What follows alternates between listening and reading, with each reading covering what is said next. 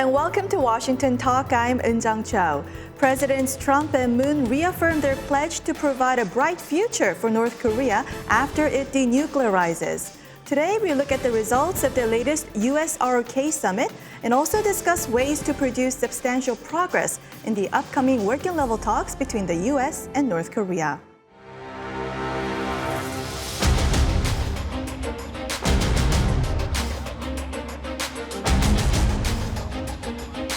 His country is full of tremendous untapped potential, but that to realize that promise, North Korea must denuclearize. 3차 북미 정상회담이 열린다면 아마도 한반도의 비핵화의 새로운 질서가 만들어지는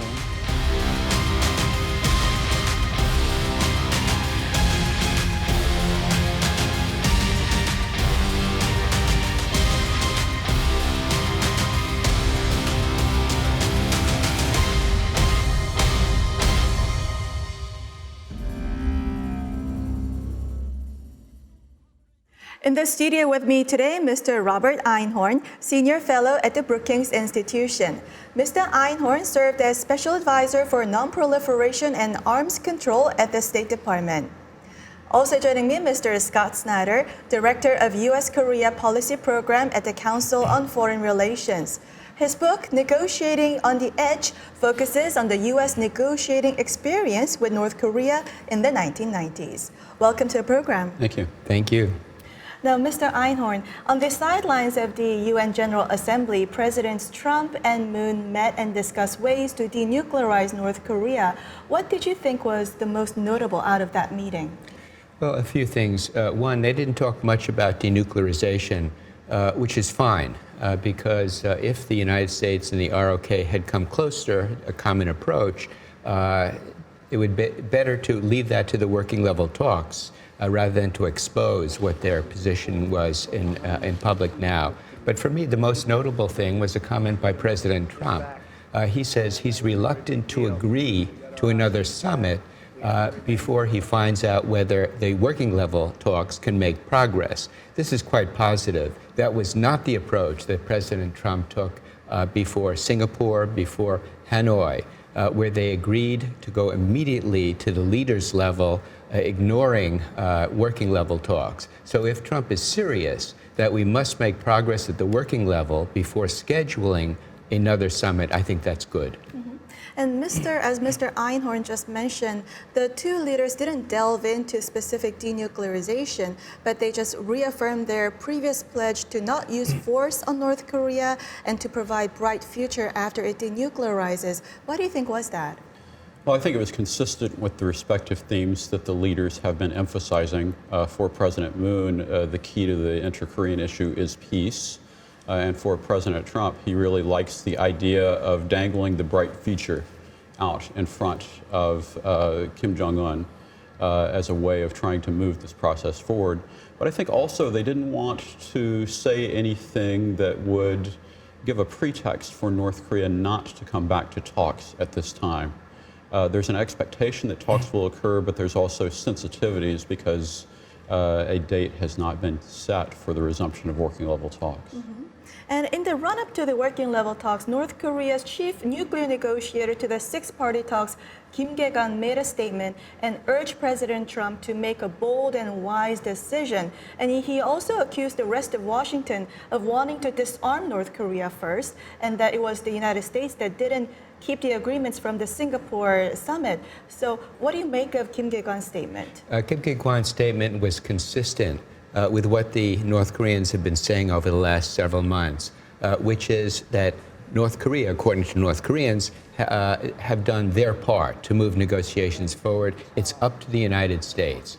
I think they want to put the onus on Washington to make a bold decision. And I think it also, Kim's statement is also consistent with the idea that depend on President Trump. He's the most reliable, he is the most flexible interlocutor. So Kim specifically called on President Trump to take a bold step. Mm-hmm. And the week before, the current chief negotiator, Kim Myung-gil, welcomed President Trump of mentioning a new method.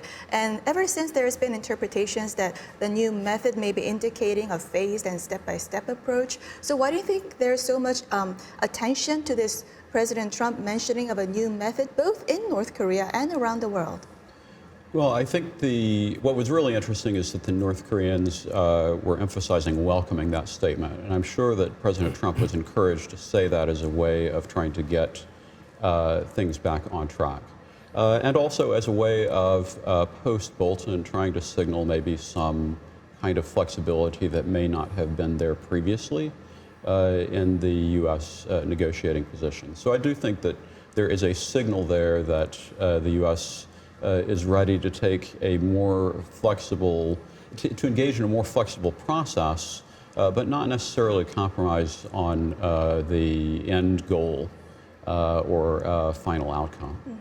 So, If I could just add, I think people are reading too much into the departure of former National Security Advisor Bolton. It's true, John Bolton was very skeptical of any negotiations, any agreement with North Korea. But even after his departure, there will be important splits within the administration for those who want to take a hardline approach and those who want to take a more flexible approach. So don't read too much into that. and there are growing expectations that both sides will have to show flexibility when they return to the table. And we are expecting working level talks in 2 to 3 weeks. So what approach do you think Special Representative Beacon should take? I think it's important to move beyond the position that was taken in Hanoi. We have to, I would suggest what I call an interim agreement. Interim because it's a first step, not the end of the road. And I think it needs to focus on banning North Korea's production of fissile material anywhere in the country. Now, this is going to be difficult to the North because it involves actually declaring these activities that it is not prepared to admit and allow inspectors to come to verify its declaration. So this is hard, and because it's hard, I would do it in stages. The first stage could be confined to Yongbyon, shut down Yongbyon. The North Koreans themselves have proposed that at Hanoi. Proceed from that to a second step, maybe 6 or 12 months later, and that's to declare facilities outside of Yongbyon where the North Koreans are engaged in enrichment activities. For example, the facility at Kangsang, which is known to the West, but until now not admitted by North Korea. A third step might come 12 months later, something like that, would be to extend the ban on fissile material production nationwide. This will be the hardest step. And I think what the U.S. should do is to provide incentives at every step of the way. First step, Yongbyon, relatively modest incentives, like declaring an end to the Korean War, establishing liaison offices in each side's capitals, humanitarian assistance. But as you proceed to more comprehensive steps, begin to enrich the compensation to include measures of sanctions relief, suspension of certain sanctions to enable inter-Korean projects like the Kaesong Industrial Complex or the Kumgang Mountain tourism projects. And then to go beyond that to nationwide, I think there could be more robust sanctions relief measures. For example, amending UN Security Council sanctions to permit imports by North Korea, such as imports of petroleum products. Mm-hmm. So I would calibrate it step by step. Let me just try to comment on the way that Mr. Einhorn laid it out, because I think that what he did was to very effectively envisage how the unheld conversation that was ended by the decision of President Trump to leave could have played out if indeed working level negotiators had been able to continue to meet in Hanoi. And it also directs the conversation in a way that we have a phased process, but we still get to the objective of complete denuclearization. But I think that one of the problems is that in Hanoi, we simply didn't have an indication that North Korea had signed on to the objective of complete denuclearization. it seems like the deal that they wanted was a partial denuclearization deal or an incomplete denuclearization deal. And so I actually think that there may be more flexibility in the way that the U.S. couches its approach. I think that it's likely that instead of trying to eat the entire pie this time, that the U.S. would be willing to eat the pie in slices together with North Korea. But I still worry that we don't yet have consensus on the end goal that we're indeed going to eat the entire pie. And Mr. Einhorn, House Speaker Nancy Pelosi announced that the House will now start inquiry into impeachment of President Trump. Would this have an impact on the denuclearization talks with North Korea? I think one has to be modest about predicting the impact of the impeachment process on North Korean negotiations. On the one hand, one might assume that President Trump would become more eager for a deal that could deflect attention from impeachment and give him some kind of a foreign policy victory before his reelection. On the other hand, President Trump might conclude that defying the North, walking away from negotiations would be more popular. He saw the results of Hanoi, where he correctly walked away from what would have been a bad deal, and that was popular, not just with his political base, but with Democrats as well. So it's hard to tell. Also, there's a risk here that the North Koreans may miscalculate. They may think that President Trump is so desperate for a deal that he's prepared to show great flexibility to make major concessions. I think the North miscalculated in Hanoi. I think they believed that President Trump would accept the deal they offered, which was not a very good deal. Right. So that there are risks here in trying to predict too much of this. And there's a concern, I think, because this statement by Vice Minister Kim, it looks to target that gap between the president and the institutional bureaucracy that was essentially exposed by the impeachment issue. And so I worry that the North Koreans believe that they are going to be able to get from President Trump what they think that they cannot get from the institutional bureaucracy. And at the UN General Assembly, South Korean President Moon Jae-in presented the idea of turning DMZ into an international peace zone. Last month, he presented the idea of a peace economy with North Korea. So what do you think of President Moon pushing ahead with his peace agenda at a time when there's no progress on denuclearization? Well, it's not going to go very far without denuclearization, and I'm surely President Moon knows that, and yet this has been the wedge for political advantage for him. His core constituents, I think, are very supportive of the idea of peace. I was just at a DMZ forum in Korea where the Gyeonggi provincial governor, Lee Jae-myung, was blessing a forum that was very much defining the issues as related to trying to achieve peace, and really barely mentioned denuclearization in the main keynote statements. So I do think that this is a theme that appeals to Moon's main constituents, but I'm not sure it's where the overall public opinion is in Korea. And Mr. Einhorn, President Moon seemed more eager than President Trump at the latest round of summit of holding another potential third summit between Washington and Pyongyang. Why do you think is that? Well, I think President Moon is quite frustrated. His great ambition is a reconciliation of North and South. He's negotiated an important North-South reconciliation agenda. He would like to implement that agenda, but he's been impeded because of lack of progress in denuclearization and Moon's willingness to hold up on inter-Korean talks pending progress in denuclearization.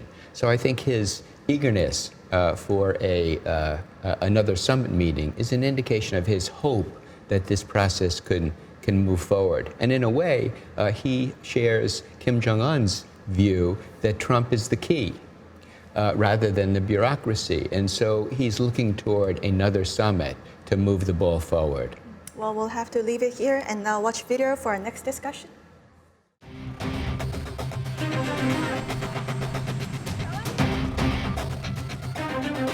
좋지 않은 그 과거를 청산하고 앞으로 좋은 앞날을 개척하려는 그 대통령이 그 남다른 용단의 그 분량이라고 생각합니다.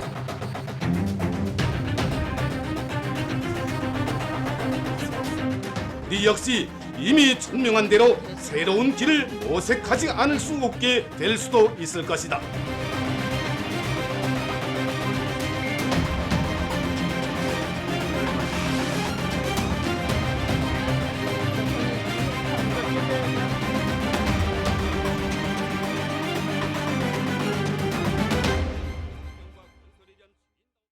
Since the new round of nuclear diplomacy took hold last year, Chairman Kim tried to make a good impression on President Trump.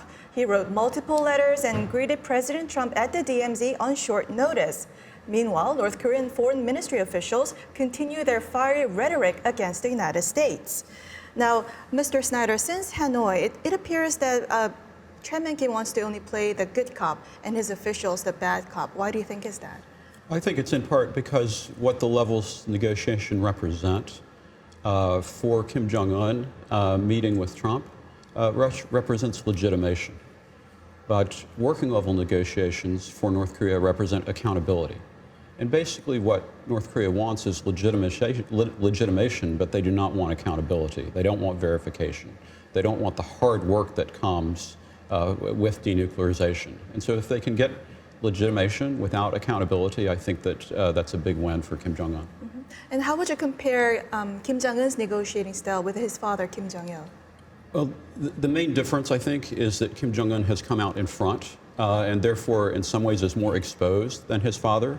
Under Kim Jong-il, most of the negotiations occurred with Kim Jong-il behind the curtain, but very much controlling the negotiation.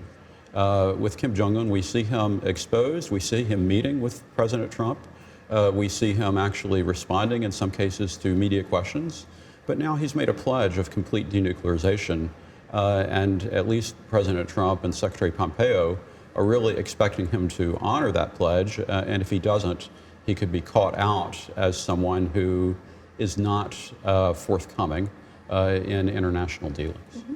And Mr. Einhorn, you met with Chairman Kim Jong-il with the Secretary Madeleine Albright back in 2000 when you were in Pyongyang. What could you read about his negotiating style? Well, I was impressed with his mastery of detail. I'll give you an anecdote to describe that. Important business at that meeting was the missile negotiations. I was head of the U.S. delegation there. We prepared a list of about 14 specific questions about the missile negotiations. Chairman Kim looked at them and then began going one by one through those questions. And he gave quite detailed, expert answers. We were very impressed with his knowledge of some of the specifics of the negotiations.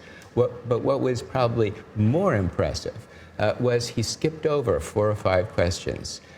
He wasn't prepared to pronounce himself on issues where he really didn't know. Knowing what you don't know is very important in negotiations. And here was a leader who's portrayed by North Korean media as omniscient, all-knowing. Mm-hmm. So despite his omniscience, he knew what he didn't know. And actually that 20-minute, 30-minute presentation amounted to more progress we had made in negotiations than about 4 years of working level talks. Mm-hmm. So in the 1990s and the 2000s, you negotiated with the North Korean officials who are still at the foreign ministry. So why do you think Vice Foreign Minister Choi Sun-hee is not taking the lead in the current nuclear negotiations? We don't know. We can only speculate. Kim Yong-gil, who is apparently the interlocutor for Steve Biegun, he's a talented foreign ministry official. Maybe Madam Choi would prefer to be in the background. Being a North Korean negotiator, is not necessarily good for career advancement, as we saw after Hanoi. And Mr. Snyder, you researched extensively on North Korea's negotiations with the United States back in the 1990s. So what do you think is consistent to now and different from then? Well, the main difference is that Kim Jong-un is out in front, but a lot of the bureaucratic gamesmanship that exists in North Korean approaches toward the United States has really remained constant over the course of 20 years. Approaches on brinkmanship, the effort to try to induce concessions on the part of the United States by leaving the North Korean position vague while asking the U.S. to try to meet particular benchmarks. Those kinds of things, I think, have been constant. But Mr. Einhorn may have better observations on this since he had direct experience from the 90s. I think when and if working level talks resume, and I'm hoping it's when rather than if, I think Steve Biegun can expect the North Koreans to sit back and say, okay, you Americans, you're responsible for the stalemate. As we've told you, we expect a new calculus on your part. So tell us what you have brought to the table to move negotiations forward. They will sit back and wait. And also one thing to expect is that the North Korean negotiators, at least in my experience, have been messengers. They haven't been negotiators with a lot of discretionary authority. I think they will have rigid instructions. I doubt that they're going to have much flexibility. I think they will wait to hear what they'll receive what they hear from Steve Biegun, take that back to Pyongyang, to Chairman Kim, and then hopefully the next round of negotiations can move things forward. Yeah. And here is, I think, where we have a little bit of a chicken and egg dilemma, because we want working level talks in order to prepare for the leaders to make a decision. And yet, in North Korea, if the decision has not been made, there will be no progress in working level talks. And so I think that one of the big problems that we have is that we've had now President Trump meeting 3 times with the decision maker, but he hasn't made the decision that would be necessary to move this forward. And so you can make an argument for trying again for a 4th time, because we really need to hear from the decision maker in order to catalyze the implementation of the decision. And yet that also comes with costs in terms of further legitimation of the North Koreans, which I think is what they're after. Can I just add to that? A critical takeaway, a critical outcome for the next working level talks is agreement that that negotiations at that level will not be episodic. They will be regular. They will be not for a day, day and a half. They will be for a week or 2 weeks. They will break. Negotiators will go back to capitals. They will report to their leaders. They will get new guidance and then come back to the negotiating table. And this should go on almost constantly. 3 or 4 or 5 rounds of working level talks before engaging the leaders again. I think procedurally this is critical. Well, we'll have to wait and see if the upcoming round of working level talks will become a regular one. Now we'll move on to our next segment. Now time for the photo moment, time to look at an interesting North Korea picture. Today we have a photo of North Koreans working at a construction site in Dakar, Senegal. VOA's investigative reporting discovered North Korea has quietly reopened a construction company in Senegal in violation of UN sanctions. Mr. Snyder? Well, congratulations to the Korean service of VOA for doing some excellent reporting, following up on issues that have been raised by the panel of experts report. This is a constant challenge to hold the North Koreans accountable under sanctions. They're experts at sanctions evasion, and this is just another example of the way in which trying to impose sanctions on North Korea is kind of like playing a game of whack-a-mole.